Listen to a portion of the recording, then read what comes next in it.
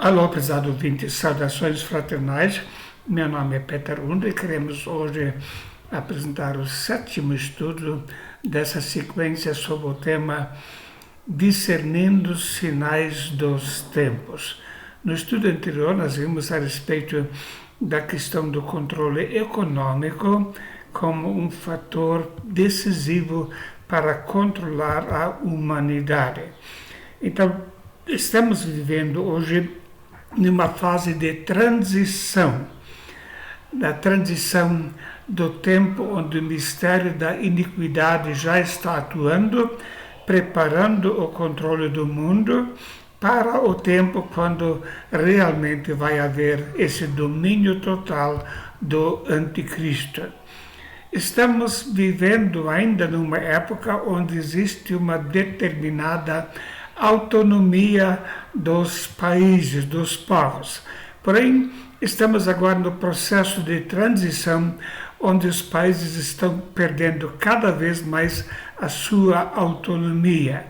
Então, de países autônomos, estamos indo para uma dependência total. Quando antigamente se falava independência ou morte, agora estamos chegando perto de uma época em que a frase será dependência ou morte. Ou você depende desse sistema globalista que vai controlar o mundo, ou você simplesmente vai morrer. Lembra-se em Apocalipse capítulo 13, verso 7, e deu-se-lhe poder sobre toda a tribo e língua e nação. Então, um líder vai realmente dominar sobre o mundo inteiro. Mas não é só um líder. Acima dele está o dragão, Satanás, e ele, então, como líder político e Deus, e ao lado dele, então, uma segunda besta, que é o falso profeta. E a Bíblia diz: e foi-lhe permitido fazer guerra aos santos e vencê-los, e deu-se-lhe poder sobre toda a tribo, língua e nação. Então, estamos chegando cada vez mais perto dessa fase em que um homem vai ter a liderança sobre o mundo inteiro. Estamos numa fase de transição em que os países estão perdendo gradualmente a sua autonomia. E muitos líderes nos diversos países, inclusive aqui no Brasil, estão comprometidos para apressar essa transição para um governo globalista. E qualquer líder político que hoje está lutando contra isso, não está lutando apenas contra um poder dentro do país, mas contra uma organização internacional, supranacional, é uma luta contra o sistema global. Estamos vivendo na época da internacionalização. Tudo assume características internacionais. E nós precisamos saber que a luta da sociedade conservadora, e especialmente dos cristãos, vai continuar. Independentemente do desfecho político da atualidade, essa luta vai continuar até finalmente o mundo inteiro estiver sobre este governo mundial. Internacionalização da saúde. O Brasil não tem mais autonomia total para decidir questões de saúde. O governo, o Supremo Tribunal Federal avisa: se o governo tomar decisão que contraria a OMS, o Supremo não deve validar, diz o ministro Gilmar Mendes. Ele deu essa declaração a participar da videoconferência. No fim de semana, a AGU informou ao STF que o governo federal segue recomendação da Organização Mundial da Saúde. Então, o país está sendo coagido, obrigado a se submeter às regras da Organização Mundial da Saúde em vários setores. Por isso, existem muitos documentos falando já sobre o ano 2030, Galmifusa, por exemplo, escreve Passaporte 2030, o sequestro silencioso da liberdade. Então vem o grande reset e o novo normal, onde realmente o mundo é dominado por uma organização. Nós temos também a internacionalização religiosa. Para além das fronteiras nacionais, transnacionalização e internacionalização religiosa, novas formas de ser e estar na política. Então, a cada religiões é uma manifestação disso, onde se assume cada vez mais compromissos com determinados ensinamentos e padrões de vida religiosa, e finalmente os países vão ser obrigados a seguir essas normas, ou então aqueles que se negarem vão ser perseguidos e mortos.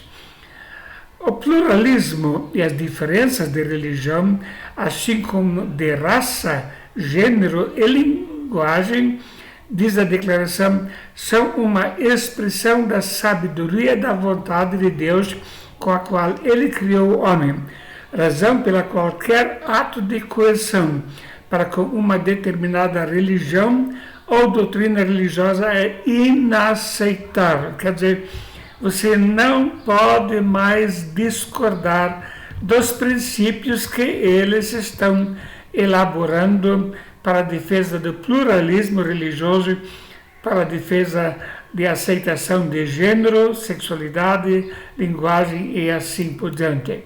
Então, estamos chegando rapidamente nessa fase de transição para aceitar as normas que eles estão começando a impor. Também existe a internacionalização da educação, especialmente superior, e construção da cidadania global. O que quer dizer isso? A construção da cidadania global, onde a pessoa não se sente mais cidadão de um país, mas cidadão do mundo, e que se submete às leis que estão sendo impostas para o mundo inteiro. E eles usam muito a educação.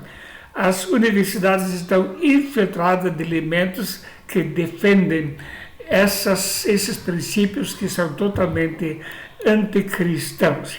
Por exemplo, Internacionalização da Educação, um livro escrito por Belmiro do Nascimento João, Internacionalização da Educação Básica, reflexões sobre ações no ensino médio e assim por diante. Então, temos sempre de novo as escolas como foco para formar um homem global, um homem que se submete às normas que estão sendo preparadas e impostas gradualmente para o mundo inteiro. Também existe a internacionalização da área econômica, sobre a qual falamos no estudo passado.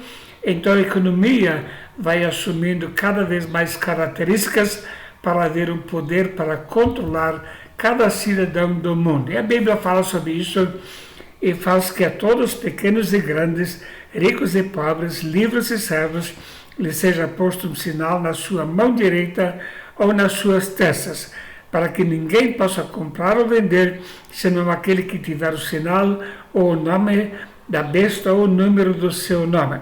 Então aqui ele fala sobre um controle total na área econômica, mas com dinheiro em espécie circulando, seria impossível esse controle total. Por isso, o plano é que todas as transações serão digitais. De acordo com o projeto de lei, a produção, circulação e uso de dinheiro em espécie seria proibida em duas fases aqui no Brasil. Cédulas de 50 ou mais seriam extintas em até um ano. Enquanto isso, cédulas abaixo desse valor sairiam de circulação em até 5 anos. O papel moeda seria permitido apenas para fins de registro histórico. Então, veja o que está acontecendo aqui no Brasil. Esse plano está em pleno andamento e nós, em pouco tempo, podemos perder o dinheiro de usar cédulas. Assim, o governo consegue fazer um controle total da economia. Então, por isso a Bíblia diz: Deus-lhe poder sobre toda a tribo, língua e nação. Isso inclui também o Brasil. E a China é muitas vezes citada como modelo, porque lá eles já estão colocando em prática esse sistema onde existe o cartão de crédito social, e se a pessoa tem determinados comportamentos que não condizem com a política do governo, ela perde crédito e não vai poder comprar ou vender, conforme já explicamos no estudo anterior. Aqui no Brasil se fala sobre um governo semipresidencialista. Dentro da Constituição, nós somos um governo país presidencialista, mas pessoas, desconsiderando o que a Constituição ensina, afirmam o contrário. E por quê? Essa movimentação para globalismo deixa a Constituição de lado, a independência fica comprometida e as pessoas se comprometem com a agenda global. E assim a Constituição é literalmente rasgada. Por que o Brasil é um obstáculo para os globalistas? O Brasil é um dos países que melhor se saiu em todo o mundo nessa época de pandemia e de crise. Não deveria o Brasil constar como exemplo? Não. Há líderes mundiais que lutam contra o Brasil e por vários motivos. Em primeiro lugar, nós temos ouvido aqui sempre das autoridades: Deus acima de todos. E esse movimento globalista não quer saber de Deus acima de todos, eles querem o governante mundial acima de todos. Então eles odeiam um governo que foge desse princípio que eles estão adotando. Ou nós ouvimos a frase Brasil acima de tudo, mas eles odeiam o nacionalismo. Seu patriotismo não me representa, dizem eles, colocando então o sinal de anarquia. Eles querem terminar com o nacionalismo para implantar o internacionalismo. E por isso Lula e Alckmin cantam o hino da Internacional Socialista, porque não querem mais um país desvinculado desse movimento pró-anticristo. Nós estamos ouvindo aqui no Brasil um clamor pela família. Famílias e mais famílias estão fazendo manifestações para manter a estrutura familiar. Mas eles lutam pelo fim da família. Então odeiam o patriotismo do Brasil porque querem acabar com a família. Nós estamos tendo um governo que defende a vida e é contra o aborto. Mas outras pessoas dizem todo mundo deveria ter direito ao aborto. Quer dizer, a morte deve ser legalizada. Então eles odeiam aqueles que defendem a integridade da vida. A Bíblia diz: não conhece o caminho da paz, nem a justiça nos seus passos. Fizeram para si veredas tortuosas, todo aquele que anda por elas não tem conhecimento de paz. São pessoas completamente perdidas em relação ao Evangelho e à Palavra de Deus.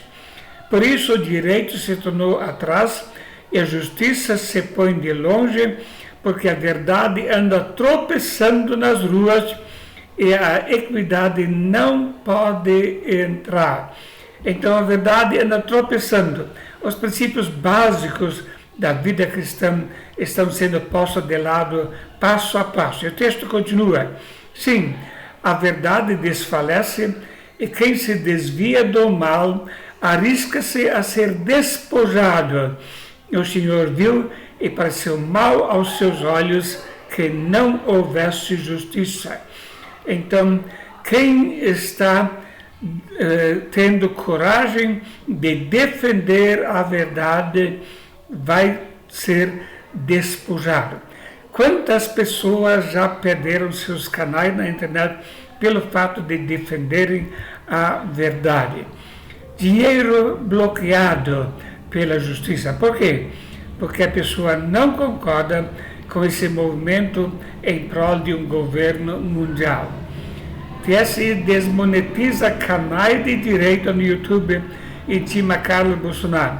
Então, tantos canais já foram desmonetizados ou simplesmente extintos no mundo inteiro.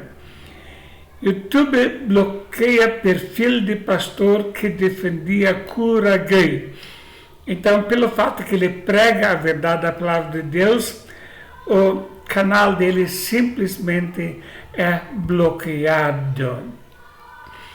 A psicóloga cristã citou como um dos exemplos do caso do pastor Jorge Linhares, que em agosto de 2021 precisou prestar esclarecimento no Ministério Público de Minas Gerais após ser acusado de propagar ódio por declarar que menino é menino e menina é menina.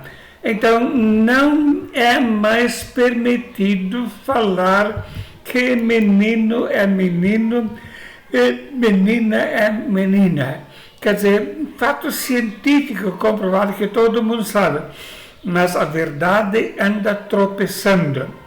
E quem se arrisca a ser honesto corre o risco de ser despojado. Isso vemos acontecendo aqui no nosso país.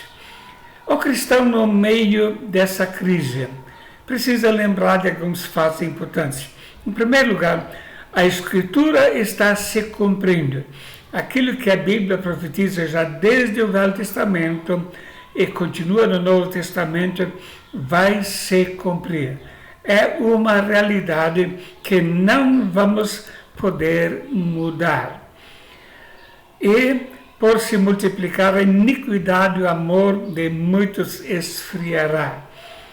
Então, também nesse sentido, a iniquidade está se multiplicando, a injustiça está se multiplicando.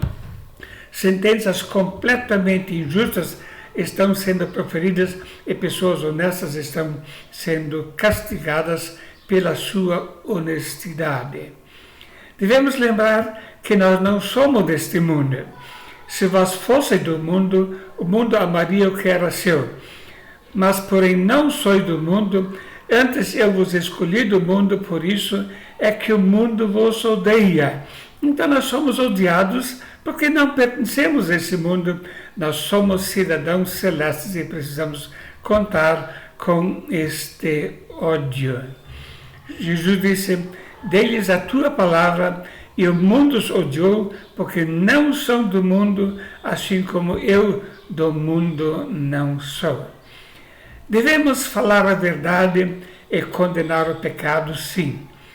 Por isso, deixai a mentira e falai a verdade, cada um com o seu próximo, porque somos membros uns dos outros. Então, precisamos falar a verdade, independentemente se vai agradar ou se não vai agradar. Devemos lembrar que a nossa missão principal não é envolvimento político, e sim a pregação do Evangelho. E disse-lhe, ide por todo o mundo, pregai o Evangelho a toda criatura. Também nesse tempo difícil, nós devemos anunciar a palavra, porque a maioria das pessoas está perdida e indo para a perdição. Não vamos reformar este mundo, mas podemos levar pessoas a Cristo. E a pergunta é, você vai encontrar alguém lá no céu, uma pessoa que foi salva pelo seu ministério? Como vai ser gostoso encontrar pessoas lá que ouviram da sua parte a palavra de Deus, viram o seu testemunho e receberam a Cristo em sua vida. Os que foram sábios, pois, resplandecerão como o fulgor do firmamento, e os que a muitos ensinam a justiça, como as estrelas, sempre e eternamente. Então, vale a pena ensinar a justiça, e o fruto disso vai ser um resplendor por toda a eternidade. Então, vamos lembrar, a nossa missão principal continua sendo a pregação do Evangelho. Não é um movimento político que vai mudar o mundo, mas a pregação do Evangelho vai transformar vidas em vidas salvas para a honra e louvor do nome do Senhor. Então, estamos vivendo, sim, nos tempos finais, no tempo em que o mistério da justiça está preparando o governo de Cristo. E nesse tempo, nós devemos pregar a palavra de Deus. Que Deus possa nos fazer reconhecer a nossa grande missão e cumprir essa missão com toda a dedicação para a honra e glória do Senhor. Amém.